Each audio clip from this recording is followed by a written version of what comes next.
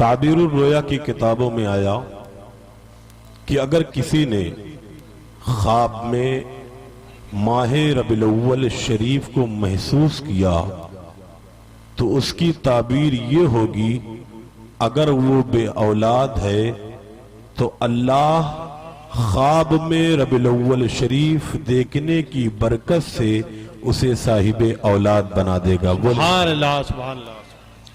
کسی نے خواب میں ربیع الاول شریف کے مہینے کو محسوس کیا، اگر وہ بیمار ہے تو اللہ خواب میں ماہ ربیع النور دیکھنے کی برکت سے اسے شفا یاب کر دے گا۔ کسی نے خواب میں ماہ ربیع الاول شریف کے مہینے کو محسوس کیا تو تعبیر لکھنے والے تعبیر بیان کرتے ہیں اگر اس پر ظلم و ستم ہو رہا ہے تو یقیناً یہ اس کے لیے بشارت ہے کہ اس پر ظلم و ستم کی راتیں ختم ہونے والی ہیں۔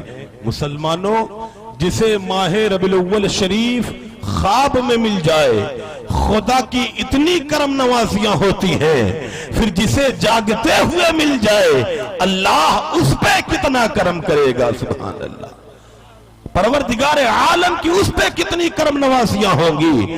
اب جسے مل جائے وہ اس مہینے میں شریعت کے دائرے میں رہ کر کے محبوب کی آمد کا جشن منائے، پھر اللہ اس قدر دیتا ہے کہ یا تو دینے والا رب جانتا ہے یا لینے والا بندہ جانا کرتا ہے۔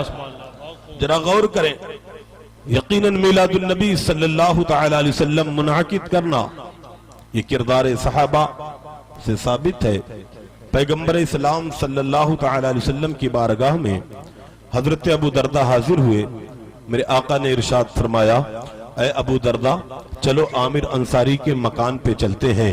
پیغمبر اسلام نے حضرت ابو دردہ کو اپنے ساتھ لیا، حضرت عامر انصاری کے مکان کی جانب تشریف لے جا رہے ہیں۔ وہ دن ہے سوموار کا۔ ادھر حضرت عامر انصاری پیغمبر اسلام کے آنے کی خبر ابھی نہیں ملی جناب حضرت عامر انصاری کو، اس کے باوجود جناب حضرت عامر انصاری اپنے گھر والوں کو لے کر کے، اپنے اہل خانہ کو لے کر کے مصطفیٰ جان رحمت کی میلاد پڑھ رہے ہیں، پیغمبر اسلام کے آمد کے تذکرے کر رہے ہیں۔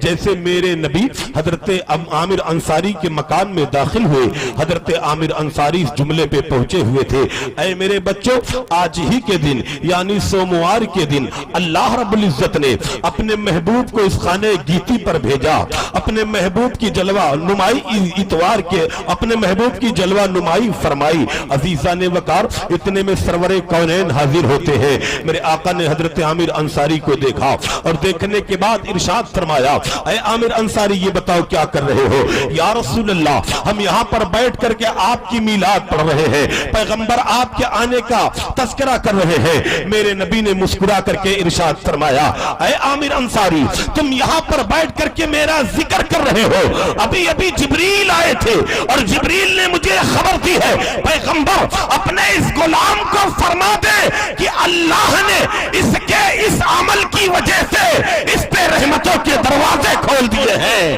رحمتوں کے دروازے کھول دیے ہیں۔ پھر میرے پیغمبر ارشاد فرماتے ہیں، اے عامر تم یہاں پر بیٹھ کر کے میری میلاد منا رہے ہو، میری باتیں کر رہے ہو، ابھی ابھی جبریل آئے تھے اور جبریل نے آ کر کے یہ مژدہ سنایا ہے کہ پروردگار عالم کے محبوب پیغمبر اپنے اس غلام سے آپ فرما دیں کہ زمین پر بیٹھ کر کے اللہ اس کے رسول کی باتیں کر رہا ہے، یقیناً آسمان پر فرشتوں کی ایک جماعت اس کے لیے دعائے مغفرت کر رہی ہے۔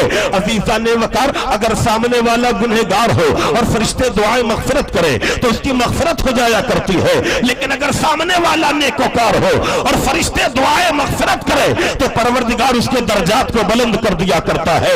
آج ہم گناہ کرنے کے ہزار طریقے جانتے ہیں، گناہ کرنے کے ہزار راستے جانتے ہیں۔ ہم نے نمازیں ترک کر کے گناہ کیا، ہم نے قرآن کو بالائے طاق رکھ کے قرآن کیا ہم گناہ کیا، ہم نے ماں باپ کی شان میں بے ادبیاں کر کے گناہ کری، ہم نے پڑوسیوں کو ستا کر کے گناہ کیا۔ لیکن اے مسلمانوں، اگر ان گناہوں سے تلافی چاہتے ہو تو جہاں نماز پڑھ کے رو کر کے معافی مانگی جاتی ہے وہی محفل میلاد میں بھی شرکت کیا کرو، ذکر کی محفل میں بھی آیا کرو، کیونکہ تم ذکر کی محفل میں آؤ گے اور اللہ کے فرشتے آسمانوں پر تمہارے لیے دعائیں مغفرت کریں گے۔ हम और आप दुआ मांगे तो हम और आप गुनहगार हैं, खताकार हैं। हो सकता है हमारे और आपकी दुआ खुदा की बारगाह में देर में कबूल हो, लेकिन जब अल्लाह के मुकर्रब फरिश्ते किसी के हक में दुआ करते हैं तो फरिश्ते मासूम होते हैं और अल्लाह मासूम की दुआओं को जल्द कबूल फरमा लिया करता है। आओ मैं बताऊं एक और हदीस मुबारक। हजरत अमीर मुआविया बयान फरमाते हैं, मचल कर बोले सुभान अल्लाह। सहाबी रसूल हजरत अमीर मुआविया बयान फरमाते हैं, आज कुछ लोग ऐसे हैं जिनके सामने हजरत अमीर मुआविया, हजरत अबू सुफियान का नाम लिया जाए तो लोगों के मिजाज बिगड़ जाया करते हैं। और सोशल मीडिया का जमाना है, आए दिन देखने को मिलता है किसी ने अपने नाम के सामने अशरफी टाइटल लगा रखा है, किसी ने अपने नाम के सामने वारसी टाइटल लगा रखा है, किसी ने अपने नाम के सामने मदारी टाइटल लगा रखा है, किसी ने अपने नाम के सामने कादरी टाइटल लगा रखा है। ये इतने अजीम अजीम हस्तियों की जानिब अपनी निस्बत करते हैं, लेकिन जब मीडिया पर आकर के इनकी तकरीरें सुनी जाए तो इनके सीने में कहीं हजरत अमीर मुआविया के खिलाफ गंद का पाया जाता है, कहीं हजरत अबू सुफियान के खिलाफ बदजनी पाई जाती है। मैं उनसे कहना चाहता हूं, जालिमों, इन पाक हस्तियों की जानिब सिर्फ निस्बत करना काफी नहीं, इनके अकीदे पर अमल करना काफी है, इनके नजरिए को अमली जामा पहनाना जरूरी है। अगर तुम अपनी निस्बत मखदूम अशरफ जहांगीर समनानी से कर रहे हो, अगर तुम अपनी निस्बत हजरत मदारुल आलमीन से कर रहे हो, अगर तुम अपनी निस्बत आलम पनावारी से पाक से कर रहे हो, तो उनके अकीदे को भी फॉलो करो। अगर अकीदा फॉलो नहीं करते तो इन अजीम बुजुर्गों को बदनाम ना करो। इनका अकीदा क्या है? तमाम सहाबा कराम के मुतालिक इनका अकीदा वही है जो मेरे सुन्नत वल जमात का है, क्योंकि ये सुन्नी है। इनका अकीदा है हजरत अबू बकर की अली से लेकर अली की ये तक जितने सहाबी हैं, हर सहाबी जन्नती है। नारे तकबीर, नारे रिसालत, अस्हाबे रसूल, अज़मते अस्हाबे रसूल, नारे तकबीर, नारे रिसालत। हर सहाबी जन्नती। हजरत अमीर मुआविया, हम जानते हो मेरे नबी इरशाद फरमाते हैं कि मैंने अपने परवरदिगार से एक चीज मांगी है और मेरे रब ने वो चीज मुझे अता फरमाई है। गुलामों ने अर्ज की, या रसूल अल्लाह, आखिर वो कौन सी चीज है जो आपने अपने रब से मांगी है और आपके रब ने आपको अता फरमाई है? मेरे पैगंबर इरशाद फरमाते हैं कि मैंने अपने खुदा से मांगा कि बारियत आलम में जिनको रिश्ता दूं या जिनका रिश्ता कबूल करूं, सबको जन्नती बना दे। मेरे आका फरमाते हैं, जब मैंने अपने रब से ये मांगा तो मेरे रब ने मुझे अता फरमा दिया कि मेरे महबूब, जिनको रिश्ता दोगे या जिनका रिश्ता लोगे, मैं सबको जन्नती बनाता हूं। अब जरा गौर तो कर लो, मेरे आका ने अपनी लख्ते जिगर हजरत फातिमा ज़हरा सलामुल्लाह अलैहा का निकाह हजरत अली के साथ फरमाया। हजरत अली जन्नती है। मेरे नबी ने एक के बाद दीगर अपनी दो शहजादियों का निकाह हजरत उस्मान गनी ज़ुन्नूरैन के साथ फरमाया। हजरत उस्मान गनी ज़ुन्नूरैन जन्नती है। मेरे आका ने अपने लिए हजरत अबू बकर सिद्दीक की साहबजादी हजरत आयशा सिद्दीका का इंतखाब फरमाया। हजरत आयशा सिद्दीका जन्नती है। मेरे नबी ने अपने लिए हजरत उमर फारूक की साहबजादी हजरत हफ्सा का इंतखाब फरमाया। उम्मुल मोमिनीन हजरत हफ्सा भी जन्नती है। एक रिश्ता और मुलाहिजा फरमा लो मुसलमानों, जहां मेरे आका ने इन नुफूसे कुदसिया से रिश्ते लिए और इन्हें रिश्ते दिए, वहीं मेरे आका ने हजरत अबू सुफियान की बेटी हजरत अमीर मुआविया की बहन हजरत उम्मे हबीबा को अपने रिश्ते के लिए कबूल फरमाया। ये भी जन्नती है। पैगंबर इस्लाम का हर सहाबी आदिल है।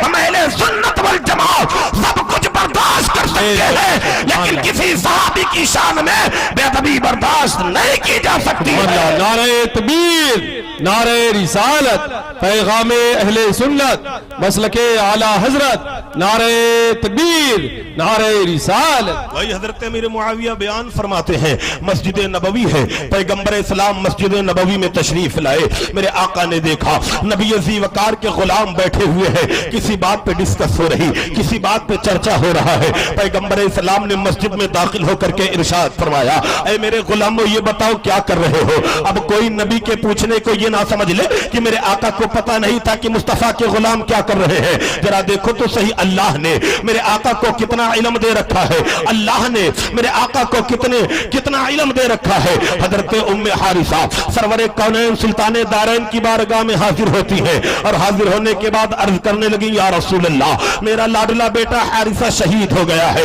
پیغمبر اگر میرا بیٹا جنت میں ہے تو بتلا دے میں صبر کر لیتی ہوں، اگر بیٹا جنت میں نہیں تو مجھے میرے بیٹے پر رو لینے دے۔ اتنا سننے کے بعد میرے آقا مسکراتے ہیں اور مسکرا کر کے ارشاد فرماتے ہیں اے ام حارثہ سن لے، خدا کی بے شمار جنتیں ہیں لیکن اللہ نے تیرے بیٹے کو جنت میں اعلیٰ مقام دے رکھا ہے۔